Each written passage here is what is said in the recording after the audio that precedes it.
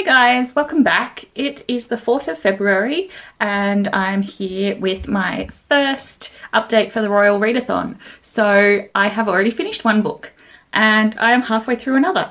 Yay me, how exciting. I may even read 8 books this month, who knows? Don't jinx it, Emily, don't jinx it.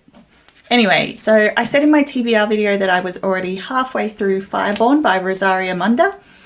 I ended up, basically I uploaded the TBR and then I went and sat on the couch and finished this. It really sucked me in, like the politics and the drama, really it upped the ante. There was a chapter where a character was forced to kill someone, forced to kill a family member, and it was because they were on opposite sides of the war, the conflict. But there was no victory in it and it was absolutely heartbreaking, and I had to close the book for a minute and just like sit with that before I could go on. It was still a little bit slow paced. I ended up giving it 4 stars. There were moments where I thought, oh my god, this is a 5-star read. Yay, first 5-star read of the year. But there were also moments, and there were more moments, where it was more of a 3-star read, and I actually thought for quite a while I'd be only giving it 3 stars as much as I was enjoying it. So I decided to split the difference and gave it 4. I read this for the prompt, read a book with a battle or war, and it does fit that because there's a lot of references to the revolution that took place 9 years before the main story. The big battle between the two, the pre-revolution royal family and the new regime that I thought was coming up, that's in the next book. But there was still plenty of content in here to justify this against the prompt, so hooray that, and I recommend it. And the book I'm halfway through at the moment is Here There Be Dragons by James A. Owen. So I'm not loving this one as much, I have to admit, but it's quick and easy to read, and so I am going to finish it. I hate using pretentious wanky terms like it's derivative, but it's derivative.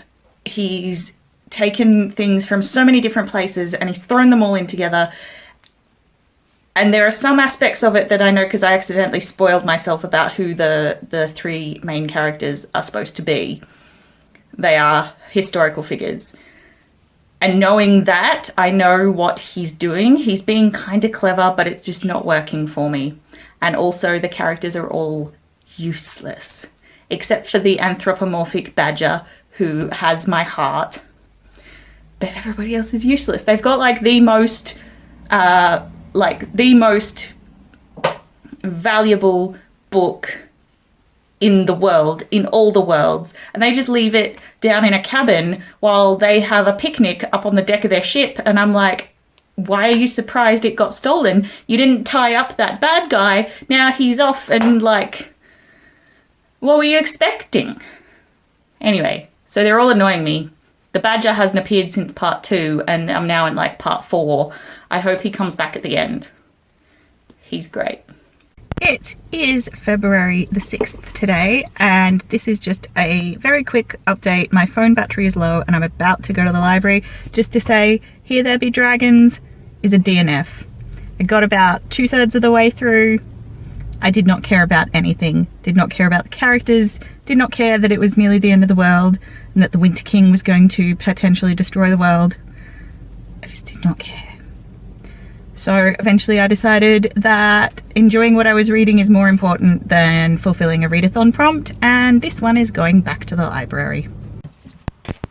Good morning everyone. It is February the 17th, and a couple of days ago I finally finished The Voyage of the Basilisk by Marie Brennan. It took me about 9 days to read. I just wasn't getting that much time to sit down with it. So I take back everything I said the other day about like, maybe I'll read 8 books in February, because that seems highly unlikely at this point. I gave this 3 stars. It was fine. There's nothing wrong with it. It's really well written. The world is incredibly well built. It's great. I'm just not invested. It's just not 100% my cup of tea. What can you do? My favourite part in this was the scene where Isabella is deemed by these islander people that they are living with to be a dragon spirit, which is kind of a third gender. But because she goes around wearing trousers and stuff, they're like, you're not human, but you lean more towards the masculine. And because you need to get married to like be bound to humanity and not go crazy monster dragon, whatever, that means you need a wife. And Isabella's like, I need a what now? That was very entertaining, but it was also like really interesting in terms of like an exploration of gender and the ideas of that. And she takes it surprisingly well, but then it's sort of like this marriage happens and then you barely see her wife again until later on. So that was fun. But apart from that, there's a few little breadcrumbs where it's like, oh, that'll be explored in the next book. But I'm not that interested. I know there are 2 more books, but I don't think I'm going to worry. So that's that one. Hey guys, it's the 24th of February and I have finally finished my 3rd read for the month, which is Doctor Who Tales of Terror. It took me ages for the simple reason that I was just not into it at all, which I'm a bit disappointed about because I enjoyed The Wintertime Paradox, which was the Christmas collection I read last year. Loved it. And this one just didn't do it for me at all. I had no feelings of nostalgia. I didn't really ever feel excited or scared. None of the stories really interested me. The closest that we got was the one centered on the 11th Doctor. So there's one for each Doctor in this.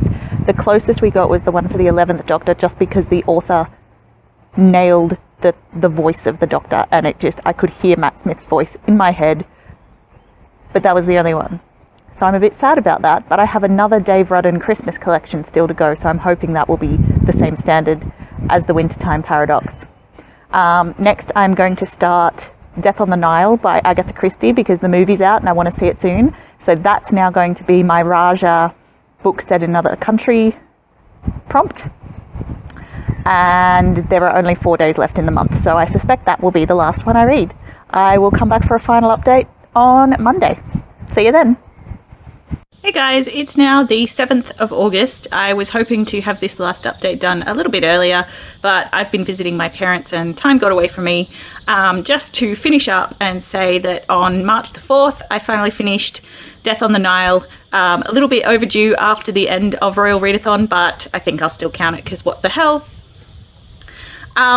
This is the 3rd Agatha Christie book I've read, and to be honest, it was the least engaging.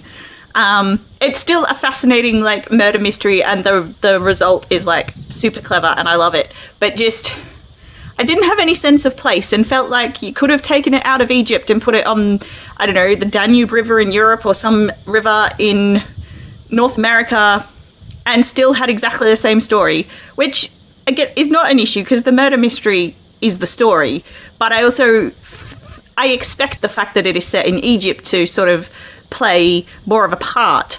So I was a bit disappointed about that. But I gave it 3 stars overall. I still enjoyed it. Agatha Christie continues to be my one exception to the I struggle to read classics rule.